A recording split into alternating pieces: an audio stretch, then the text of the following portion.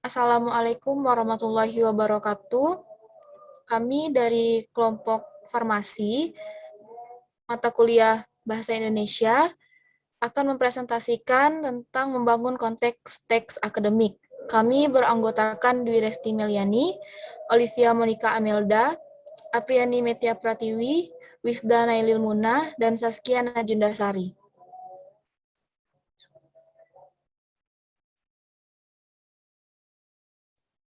Next.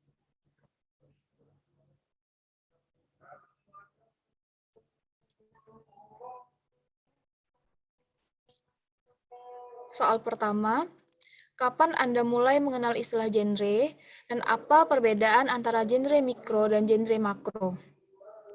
Waktu saya mulai mengenal istilah genre adalah ketika saya duduk di bangku sekolah dasar. Kala itu saya mengenal genre sebagai aliran musik. Oleh karena itu, saya pada waktu itu mengasosiasikan genre dengan pop, hip hop, dangdut, dan aliran musik lainnya. Genre sama artinya dengan ragam. Genre adalah pembagian suatu bentuk seni atau tutur tertentu menurut kriteria yang sesuai dengan bentuk tersebut. Sedangkan makro artinya besar atau luas. Sehingga dari ulasan tersebut, secara singkat, pengertian teks genre makro adalah ragam besar atau kompleks yang di dalamnya terdapat bermacam jenis teks genre mikro. Sedangkan genre mikro adalah jenis teks yang dapat berdiri sendiri, dapat juga digabungkan menjadi satu kesatuan dalam genre makro. Genre mikro adalah genre tunggal yang berdiri sendiri sesuai dengan jenis-jenis teks yang ada. Genre mikro terdiri dari genre faktual dan cerita, serta genre lisan. Genre faktual terdiri dari 8 jenis seperti deskripsi, laporan, rekon, prosedur, ekspansi, eksposisi, diskusi, dan eksplorasi. Sementara itu, genre cerita terdapat 4 jenis, yaitu genre rekon, anekdot, eksemplum, dan naratif. Next. Selanjutnya nomor 2, Anda tumbuh di lingkungan budaya akademik. Dapatkah Anda menjelaskan pengertian teks akademik? Teks akademik atau yang sering juga disebut teks ilmiah adalah tulisan yang diperoleh sesuai dengan sifat keilmuannya dan didasari oleh hasil pengamatan, peninjauan, penelitian dalam bidang tertentu. Disusun menurut metode tertentu dengan sistematika penulisannya yang bersantun bahasa dan isinya dapat dipertanggungjawabkan kebenarannya atau keilmiahannya. Selanjutnya, jelaskan perbedaan antara teks akademik dan teks non-akademik dengan menunjukkan ciri-ciri yang ada. Teks akademik adalah teks yang diperoleh dari hasil penelitian, pengamatan dalam suatu metode pembelajaran. Teks akademik bisa berupa buku fiksi, yaitu seperti kamus KBBI, buku pembelajaran, dan lain sebagainya. Ciri-ciri teks akademik antara lain, yang pertama bersifat sederhana dan tidak berlebihan. Tata urutan bahasanya disusun secara sistematis. Bahasanya lugas dan dapat dimengerti, bersifat objektif dan isinya memberitahu berbagai informasi.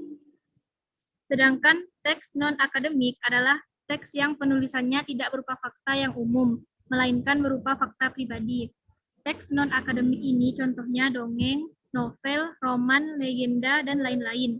Ciri-ciri teks non-akademik antara lain bersifat mengajak, tidak memuat masalah topik yang dibahas, bersifat subjektif, penyajian teks non-akademik diiringi sejarah, dan tidak ada bantuan bukti.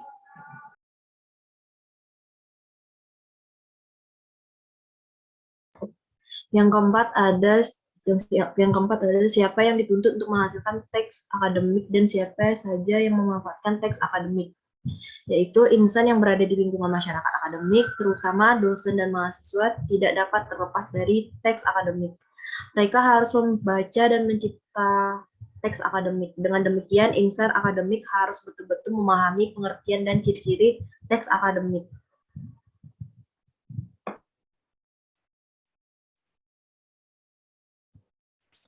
Selanjutnya, ada mengapa Anda membuktikan teks akademik, dalam hal apa Anda membutuhkan teks akademik. Sebagai insan akademik, pada saat merancang penelitian atau kegiatan, diperlukan teks yang disebut proposal penelitian atau proposal kegiatan. Setelah melakukan penelitian atau kegiatan, perlu dilaporkan kepada pihak lain dalam teks yang disebut laporan penelitian atau laporan kegiatan pada saat menyampaikan pemikiran di forum seminar atau mengkomunikasikannya di jurnal. Perlu memformulasikannya dalam teks yang disebut artikel ilmiah.